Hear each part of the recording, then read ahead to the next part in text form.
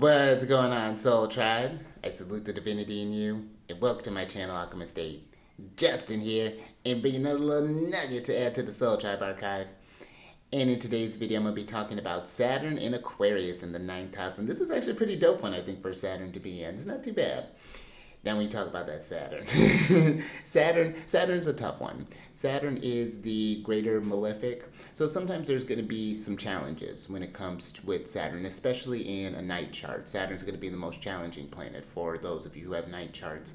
But Saturn can bring on themes of obstacles, of hindrances. Saturn's like all things that are chronic and that take a long time. Depression could be some things that leads into Saturn. Things that just like a heaviness, there's this even secretive quality to Saturn, concealment, things that are hidden, can be themes of Saturn.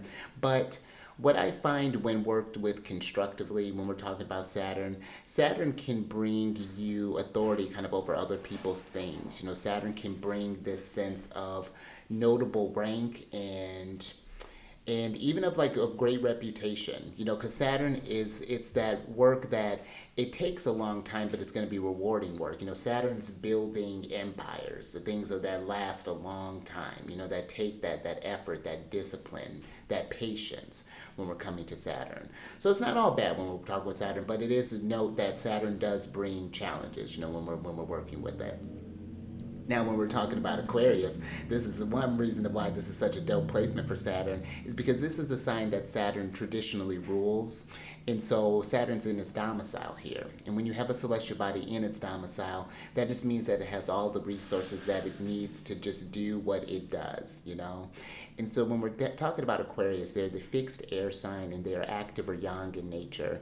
And when I think about Aquarius, there to me is like they're the types like that fixed air, they're the visionaries. They're the ones that, for me, if you can hold it in your head, you can hold it in your hand with Aquarius. The blueprints, the vision boards, those that see outside of the boundaries of things, that have that almost sense of future sight in a way. I think that there's a strong cerebral energy, an ability to be able to focus, very disciplined mind when we're talking about the Aquarius energy just in general. So very neat when we're working with that.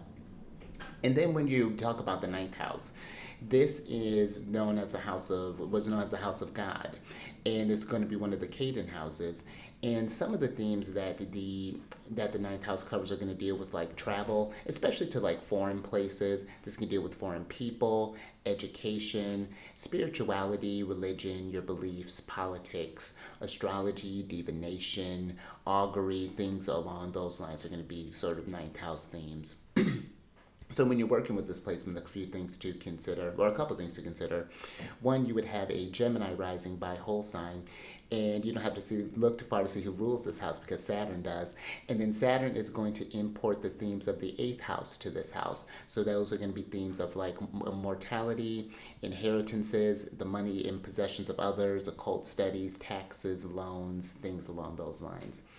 So one thing that let's talk about the challenges first. When we're kind of dealing with Saturn here, there may be some challenges. One thing that I was thinking with, as far as like maybe receiving, in terms of education, maybe one thing can be the receiving of loans and things. Maybe there's, you notice that there are more obstacles that you have to, more hoops that you have to jump through in order to get a loan, where someone signs a paper and then they got all the grants. So that might be something where learning how to maybe work in those areas of like of limited resources, maybe when it's coming to like the education, or maybe there was a school that you went to maybe that had maybe out of date books and things, or maybe the materials weren't as up to date as they could be. So maybe there were some challenges there on the education front. And this is more so kind of dealing, ninth house is like more kind of higher education when we're thinking about this, but this can be just kind of your learning sphere, just kind of in general. This could be where maybe even there wasn't a, support from like teachers, possibly. Like this, to give you an example, I don't have this placement, but my most challenging planet rules this house. And I remember once where I had issues with this teacher, a math teacher, not quite sure what that was. And that might be something with Saturn too, where again those secrets, concealments, and maybe even not even sure why. There's this thing that are happening there. Maybe just got beef just cause. But that could be something where they used to just kind of kick me out of class. I mean, I still passed with the class fine, but it was a weird sort of thing that was happening in that kind of education space. So maybe that's something that might come up there. Now, another thing that I could see this kind of coming up, or maybe some challenges, would maybe be around like spirituality and beliefs and things. This could be where maybe and not even just in like what you would expect maybe from like a typical maybe like religious story, but this could be maybe even like feeling restricted in some kind of spiritual group in order to achieve or to be able to get enlightenment or be able to get God's blessings or things, that there was always some sort of what's the word that I'm looking for? Some sort of catch with that, something that, you had to do something, whatever that might be. Saturn can lead to some depravity sometimes. So there just may be some issues around there that maybe need to get worked through, possibly if there have been, kind of maybe even like wrestling with the idea of maybe even being able to receive from God, or from that higher energy that you relate to. Maybe there was a feeling of challenges there, possibly. That could be something that might be like it might still be something that's like an ongoing theme. Kind of developing that relationship with spirituality, religion, beliefs, and even in terms of like maybe even like politics. That political beliefs. That can change how people support you and how people treat you and things. So that could be another way. And I'm just talking about how those eighth house things, it really does deal with like receiving things from others. So that could be where maybe some kind of shortages are happening, would have maybe have happened there, or maybe some challenges there. Now, it's not all bad things with this one, because I do see, because again, Saturn is not in a bad place, even in a night chart. Considering this Aquarius, got some mitigation that's going on here. But one way that I could see this definitely as a positive, for this, is that in terms of education, I would say that putting in those practice and where there may be like loans and debts and things, that might be a bit of a challenge there. But I think furthering that education could, let's say like you go to, I can see this placement as someone who ends up maybe like writing like a book, maybe doing something like a publishing for whatever craft that you have to do. Maybe you happen to do something with like a doctor, or maybe I would even see this as, traveling to foreign places, maybe like an archaeologist, or maybe like some sort of, maybe museum curator, something along those lines, where publishing different things, and then maybe you're receiving some sort of accolades for those types of things. You're receiving grants and maybe supports from other people. This is, I think, especially like Saturn exits in the day chart, really kind of getting that sort of support there when it comes to that sort of sphere. But definitely, I think investing in your education, whether that be a formal education or just taking some kind of like courses, things along those lines, I think could be very beneficial for you down the line in whatever service that you provide, because then that's going to help. Saturn can, again, help you bring those resources. I think that, maybe even managing something where maybe you happen to do something in like stocks or like accounting, or where you manage other people's, finances or assets, especially maybe even like overseas, that could be something that could potentially happen. But I could see that as another good way of this kind of manifesting, kind of working with other people's things.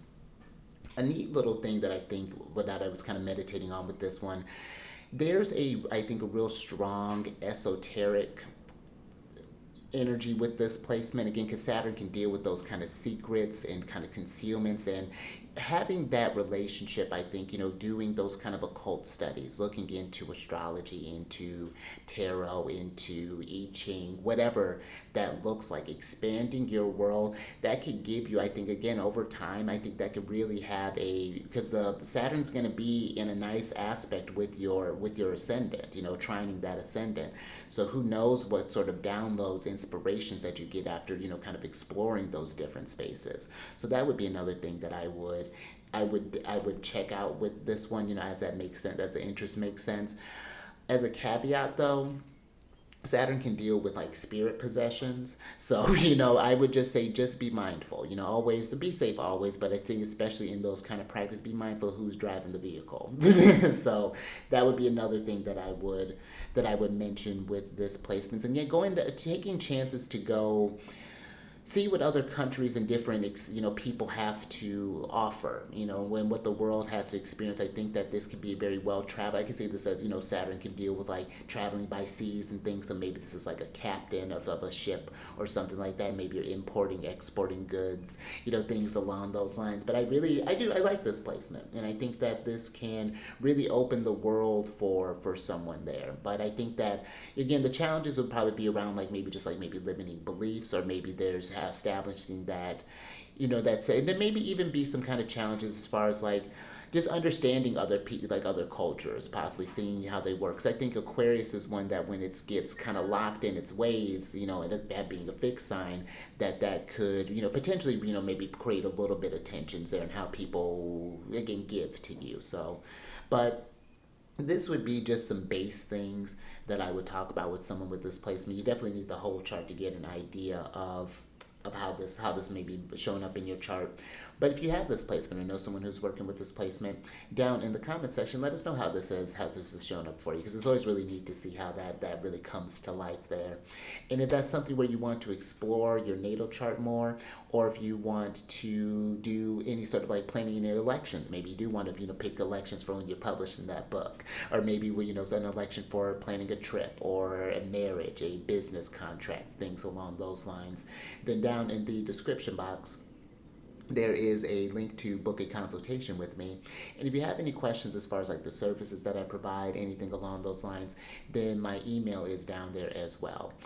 Now, also down there is a couple of links for some playlists. One of them is going to be for the lunar shenanigans, which talks about the astrology of the moon, what sign it's in, what phase it's in, when it's happened to go void of course, and to get a general feel of the energy through the week as the moon is communicating with the different celestial bodies and how that influences us. And then the other one is Celestial News Weekly, which is going to become monthly soon, but it talks about the sun and I go over the sun and the other classical planets where they're transiting, what signs are going to be most affected, and how to most practically work with those energies as we're going through those. So that's also available for you as well. But that's all I got for you. So until next time, stay mindful out there. Keep raising that vibration through the roof. And I will catch you on the next one later.